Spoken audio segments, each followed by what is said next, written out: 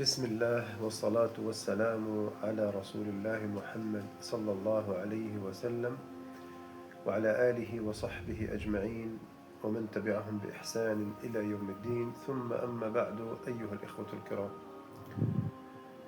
اتصلت علي فتاة لم يتجاوز عمرها 19،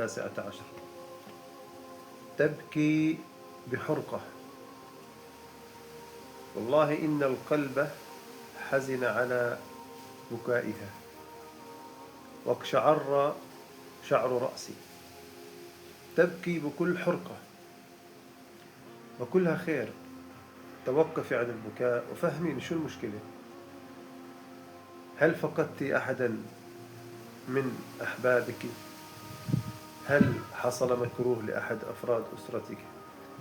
قالت: يا شيخ، أنا بنت محافظة على الصلاة، بحب الصلاة وأعشق الصلاة. لما يأذن المؤذن مباشرة بقوم بترك كل أمور الدنيا وأصلي الصلاة على وقتها. قلت: ما شاء الله ما شاء الله، الله يثبتك يا رب. قالت: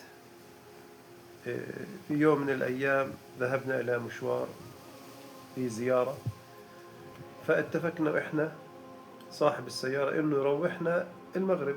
الآن أذن المغرب، فاتصلوا عليه فقال لهم: أنا هيني جاي تأخرونيش. طبعا هم من ثاني بلد، يعني المشوار بعيد مش من داخل بلد. فهي مكثت تنتظر إلى أن يأتي أو تأتي السيارة.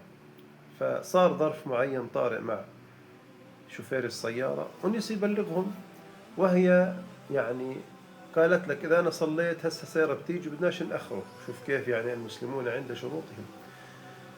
فأذن العشاء وراحت عليها صلاة المغرب، فقعدت تبكي بحرقة. والله لو سمعتم صوتها لبكيتم معها. فقالت: يا شيخ، هل الله سبحانه وتعالى بحاسبني؟ هل أنا آثمة؟ فقلت: سبحان الله سبحان الله العظيم. والله أنا يعني توقعت إنها فقدت أحدا من أفراد أسرتها، لا قدر الله، وبدها تسأل يعني سؤال معين. والله لم أتوقع هذا السؤال. بتعيط مش على سماع أغنية كما تفعل بعض البنات، ولا تبكي على إنه مشهد راح عليها، مشهد مسلسل أو تمثيلية أو فيلم، أو لم تسمع المغني الفلاني أو إلى آخره، أو أنها وقعت في ذنب عظيم لا تسأل الحكم. تخيلوا، محافظة على الصلاة فاتتها الصلاة بدون عذر، ويعني موقف معين حصل هي مش قاصدة تأخر الصلاة. الله أكبر. طبعا قلنا لها: أنت ما دام أنت محافظة على الصلاة ومش قاصدة أنك تأخريها، حصل يعني سوء فهم، فإن الله غفور رحيم. وفتحت لها باب التوبة، وإنه ربنا رحيم وأنت يعني ما عليك شيء إن شاء الله. الشاهد من القصة أيها الإخوة الكرام، هذه رسالة موجهة إلى تارك الصلاة. هذه رسالة موجهة إلى تارك الصلاة. إلى متى وأنت لا تصلي؟ شوف هاي البنت ما شاء الله تبكي لأن صلاة واحدة فاتتها، فكيف بك أنت لم تصلي سنين عديدة؟ كيف عايش؟ كيف تهنأ بعيش وأنت لا تصلي؟ قطعت الصلة ما بينك وبين الله سبحانه وتعالى. فنصيحتي لك: قم الآن، توضأ وصل لله سبحانه وتعالى. لا تقل غدا أصلي.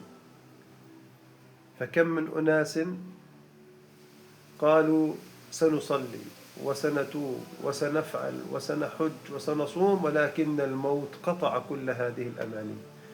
إن لو تفتح عمل الشيطان ولا تؤجل عمل اليوم إلى غد.